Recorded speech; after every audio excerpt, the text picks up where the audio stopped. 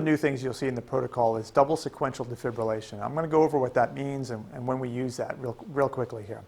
So if you've ever had a case where you had a patient who was in ventricular fibrillation and you shocked them at the maximum joules and nothing happened, they stayed in VFib, these are the cases we're talking about. Basically, the purpose of defibrillation is to put the heart into asystole with the hopes that the sinus node will then come back and take over the function of the heart. What happens in intractable ventricular fibrillation is you give the energy and it's not enough to shock the heart out of VFib, and the patient just stays in VFib. So normally what you'll see is you'll have VFib, you give the shock, and then you have a period of asystole afterwards, even if it's only for a few seconds. That's not the case I'm talking about. The case that we're talking about is you have VFib, you shock them, and immediately after the shock, it's still VFib. It never put them into asystole. One of the theories why this occurs is that as the energy goes through the heart, you're getting part of the heart, but not all of the heart shocked at the same time. So what we're going to do for these cases, what the studies are showing that we can actually save some of these folks that up until now, universally, they all die, is you use 2 defibrillators.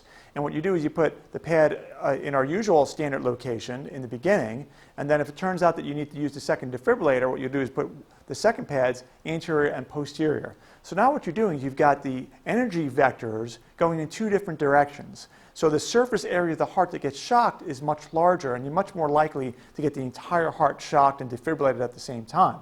So you'll put both of the pads on, 2 monitors, both at max setting, and you go 3, 2, 1, and push both pretty much as close to the same time as possible. And that will convert some of these folks, and we'll be able to save some of their lives. So I'm just going to echo what Dr. Shepke said real quick and tell you when we're going to perform this actual double sequential defibrillation. So this patient has been in cardiac arrest for quite a while now because we've maxed out on our antiarrhythmics. We've given 2 separate doses of amiodarone, the first being 300 milligrams, the second being 150 milligrams. We've standard defibrillated the patient probably 4 or 5 times by now. And then when we bring in the second monitor, we've confirmed on both monitors the patient has remained in VFib and is remaining in VFib. So bring in the second monitor, put on the second pair of pads, and we're going to go ahead and perform the procedure. So you'll see the Lucas is already running on the particular patient, and the crew's going to stop the Lucas machine, and they're going to pull it off and start manual compressions while the person working the life pack is going to hook up the additional life pack and show you how this procedure goes. So the first thing is we're going to go ahead and power the second life pack on, and then we're going to get a set of combo pads, and we're going to go ahead and put them on the patient. Now, as you see, there's already a set of combo pads in the normal position as we would usually be defibrillating the patient. These pads are actually going to go on the anterior and posterior section. So you'll see the chest compression person stop, resume chest compressions, and then we're going to log roll the patient using all 3 of our crew members and put the pad on the posterior portion of the patient. So they'll demonstrate that at this time. And then when you see them put them back down, they're going to resume chest compressions. The goal is to minimize the hands off the chest time.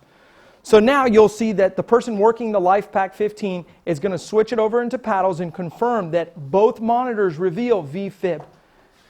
After that's done, the person working the monitors is going to go ahead and charge both of the monitors to the maximum setting.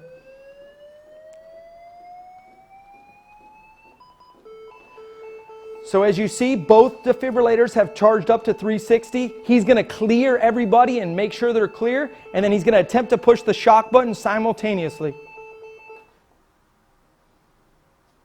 After that procedure is completed, we're going to immediately resume chest compressions.